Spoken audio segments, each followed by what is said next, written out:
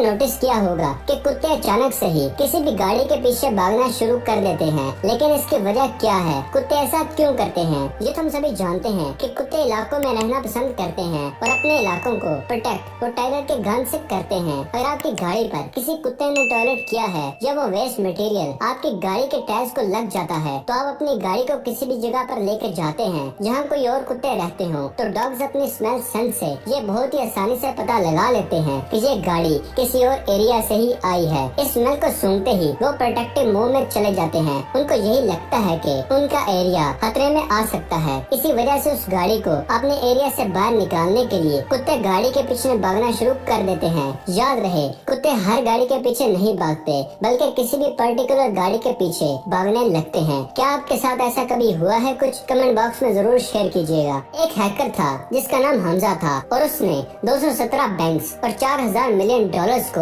Hack किया था और उन्होंने सब कुछ अफ्रीका और पैलेस्टाइन को डोनेट कर दिया। और जब ये पकड़े गए तो ये एक स्माइल के साथ पकड़े गए थे। पाकिस्तान के वीआईपी कल्चर के बारे में तो आप जानते ही हैं। एक मिनिस्टर एक सिटी से दूसरे सिटी अगर जाता है तो उसके प्रोटोकॉल के लिए ही लाखों रुपए खर्च किए जाते हैं, लेकिन ये जानकर आप हैरान हो जाएंगे कि वर्ल्ड के दूसरे कंट्रीज में ऐसा बिल्कुल नहीं है। पाकिस्तान में एस्टिमेटेड 5 लाख से 80,000 लोग वीआईपी और वीवीपीआई कैटेगरी में हैं, मगर चाइना में 435 वीआईपी, जर्मनी में 142, अमेरिका में 252 और ब्रिटेन में 84 टॉप वीआईपी लिस्ट में आते हैं। दोस्तों, ये वाकई एक सीरियस और सोचने की बात है, क्योंकि इन लाखों लोगों की सिक्योरिटी का खर्चा आप ही उठाते हैं और हमें कुछ पता ही नहीं होता कि हमारे।